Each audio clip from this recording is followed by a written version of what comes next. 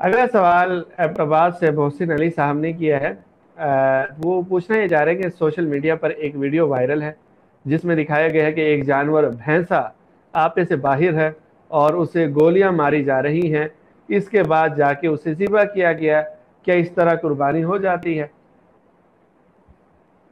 اولا تو قربانی کے جانور کو زخمی کرنا، عائبدار بنانا یہ مناسب عمل نہیں ہے کہ اس کو زخمی کر دیا جائے اور اس کو عائبدار بنایا جائے، تو یہ مناسب طرز عمل نہیں۔ بعض عائب کی وجہ سے جیسا کہ 1/3 سے زائد کان کٹ جائے تو اس کی قربانی نہیں ہوتی، اور بھی بہت ساری چیزیں اس میں شامل ہے، اس کو عائبدار بنا دیا جائے تو پھر وہ جانور قربانی کے لائق نہیں ہوتا، قابل نہیں ہوتا۔ لیکن صورتحال یہ ہے کہ جہاں کوئی جانور ایسا ہے کہ قابو میں نہیں آتا، کہ سارے لوگ آگے پیچھے دوڑ لگا رہے ہیں، وہ بھی آگے دوڑ لگا رہا ہے، تو جانوروں کے اندر مختلف قسمیں ہیں جو جانور مانوس نہیں ہوتے، آمادہ نہیں ہوتے، اور قربانی کے لیے بندے نے خریدا ہے وہ، تو ایسی صورت میں اس بات کی گنجائش نکل سکتی ہے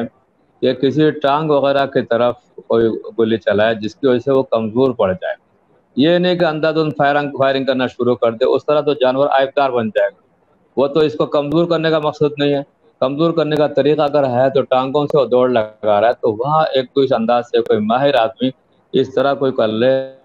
تو وہ بھی ایک عائب کہلائے گا۔ لیکن یہ عائب اس معنی میں کمزور ہے کہ وہ بندہ اس کو زخمی کرنا نہیں چاہ رہا، بلکہ قابو کرنے کے نیت سے کہ قربانی کے لیے ذبح ہو جائے، اس مقصد کے تحت وہ کیا جا رہا ہے، اور وہ جارحانہ انداز اختیار نہیں کر رہا، تو اس کی گنجائش نکل آئے گی۔ اس مسئلے کا ساتھ پوری تفصیل ذہن میں ہو تو پھر اشکال نہیں ہوگا کہ عائبدار جانور کی قربانی کیسے ہو گئی۔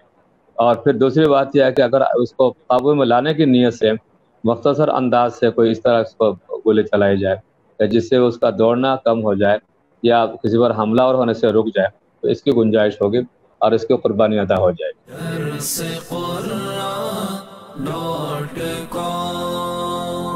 www.darsequran.com